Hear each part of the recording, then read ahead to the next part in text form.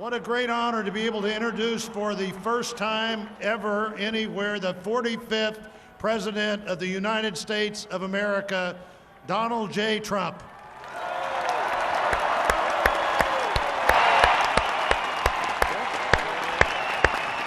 I get that one right, Tony?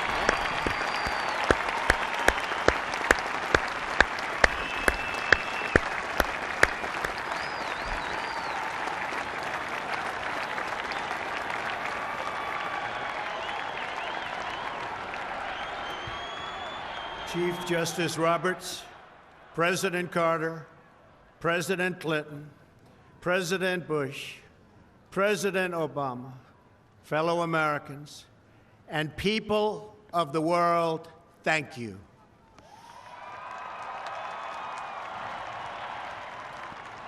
We, the citizens of America, are now joined in a great national effort to rebuild our country and restore its promise for all of our people.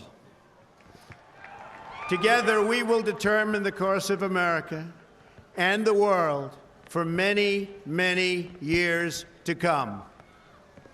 We will face challenges. We will confront hardships, but we will get the job done. Every 4 years, we gather on these steps to carry out the orderly and peaceful transfer of power. And we are grateful to President Obama and First Lady Michelle Obama for their gracious aid throughout this transition. They have been magnificent. Thank you.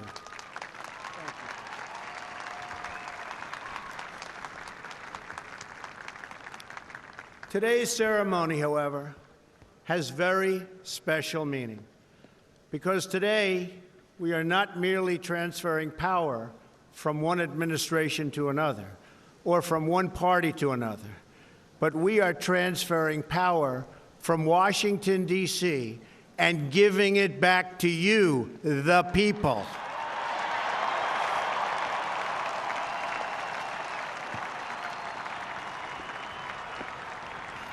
For too long, a small group in our nation's capital has reaped the rewards of government while the people have borne the cost. Washington flourished, but the people did not share in its wealth. Politicians prospered, but the jobs left and the factories closed. The establishment protected itself, but not the citizens of our country. Their victories have not been your victories. Their triumphs have not been your triumphs. And while they celebrated in our nation's capital, there was little to celebrate for struggling families all across our land.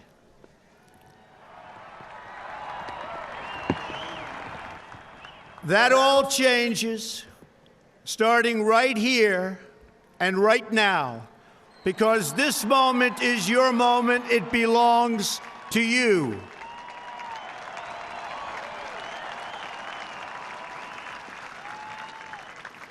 It belongs to everyone gathered here today and everyone watching all across America.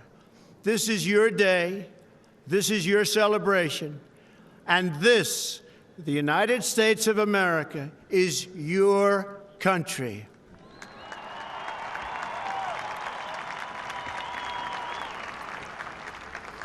What truly matters is not which party controls our government, but whether our government is controlled by the people.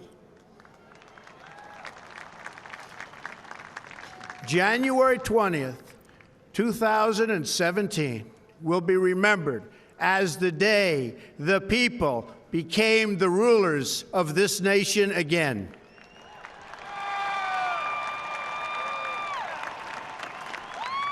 The forgotten men and women of our country will be forgotten no longer. Everyone is listening to you now. You came by the tens of millions to become part of a historic movement the likes of which the world has never seen before. At the center of this movement is a crucial conviction that a nation exists to serve its citizens.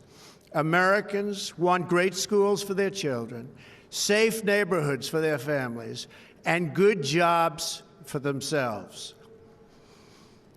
These are just and reasonable demands of righteous people and a righteous public. But for too many of our citizens, a different reality exists. Mothers and children trapped in poverty in our inner cities, rusted out factories scattered like tombstones across the landscape of our nation, an education system flush with cash, but which leaves our young and beautiful students deprived of all knowledge. And the crime, and the gangs, and the drugs that have stolen too many lives and robbed our country of so much unrealized potential. This American carnage stops right here and stops right now.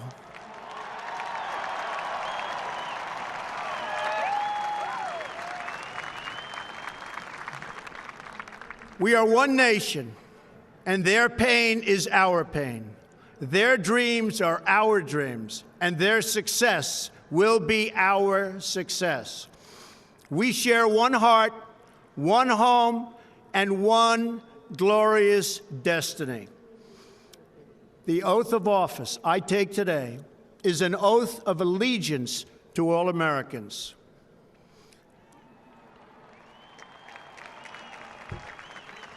For many decades, we've enriched foreign industry at the expense of American industry, subsidized the armies of other countries while allowing for the very sad depletion of our military. We've defended other nations' borders while refusing to defend our own.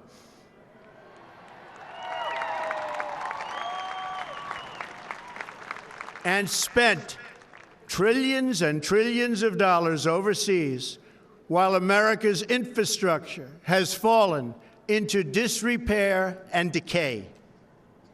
We've made other countries rich while the wealth, strength, and confidence of our country has dissipated over the horizon. One by one, the factories shuttered and left our shores, with not even a thought about the millions and millions of American workers that were left behind. The wealth of our middle class has been ripped from their homes and then redistributed all across the world. But that is the past, and now we are looking only to the future.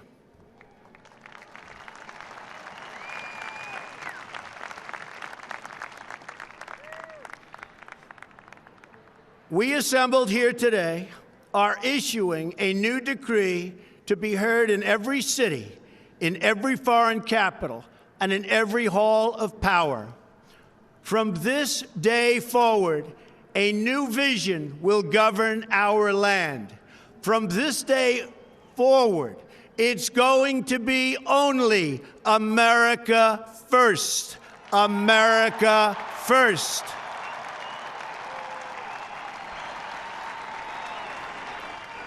Every decision on trade, on taxes, on immigration, on foreign affairs will be made to benefit American workers and American families. We must protect our borders from the ravages of other countries, making our products, stealing our companies, and destroying our jobs.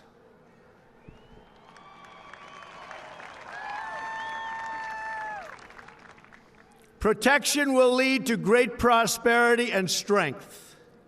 I will fight for you with every breath in my body, and I will never, ever let you down.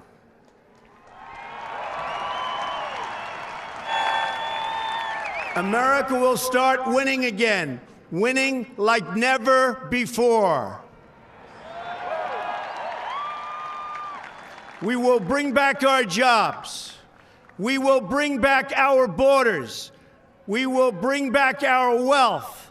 And we will bring back our dreams.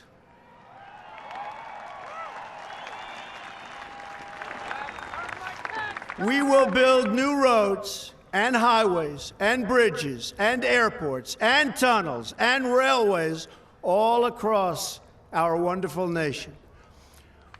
We will get our people off of welfare and back to work, rebuilding our country with American hands and American labor.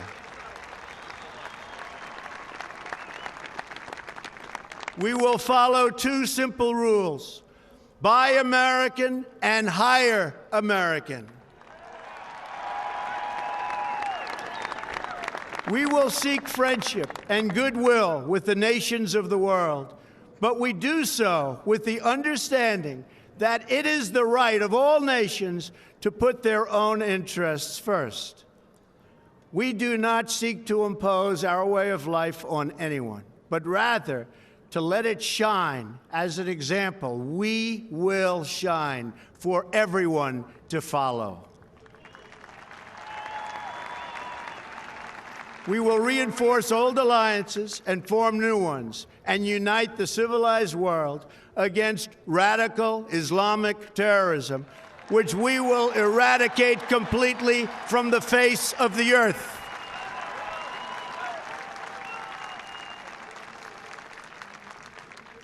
At the bedrock of our politics will be a total allegiance to the United States of America. And through our loyalty to our country, we will rediscover our loyalty to each other. When you open your heart to patriotism, there is no room for prejudice.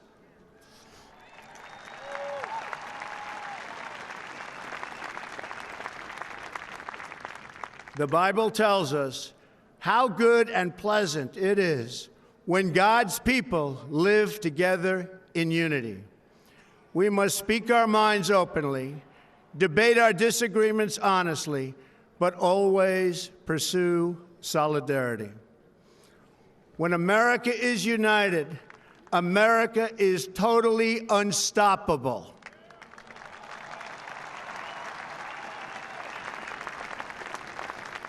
There should be no fear. We are protected, and we will always be protected. We will be protected by the great men and women of our military and law enforcement. And most importantly, we will be protected by God.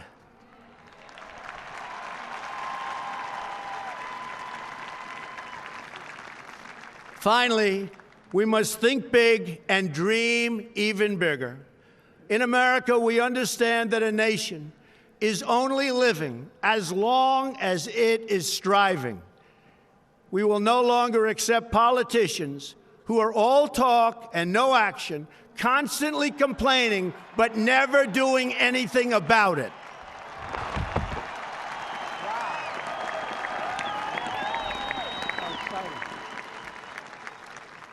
The time for empty talk is over. Now arrives the hour of action.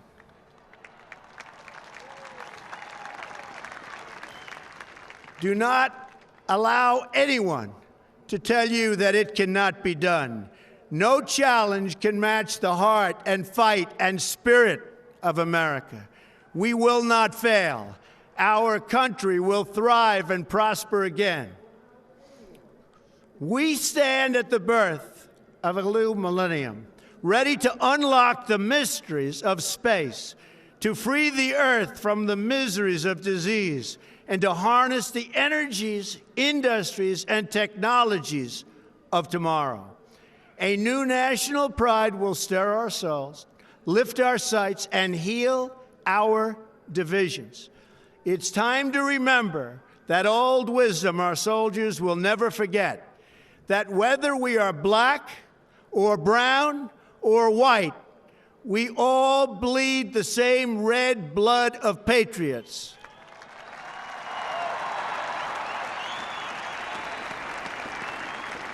We all enjoy the same glorious freedoms, and we all salute the same great American flag.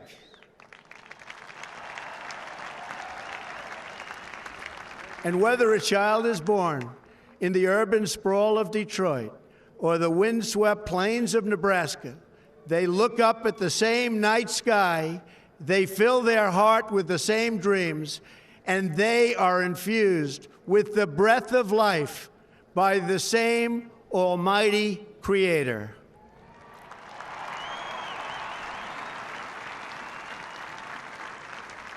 So to all Americans in every city, near and far, small and large, from mountain to mountain, from ocean to ocean, hear these words: you will never be ignored again.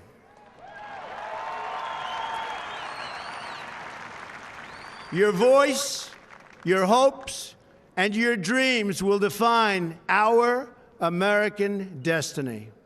And your courage and goodness and love will forever guide us along the way. Together, we will make America strong again.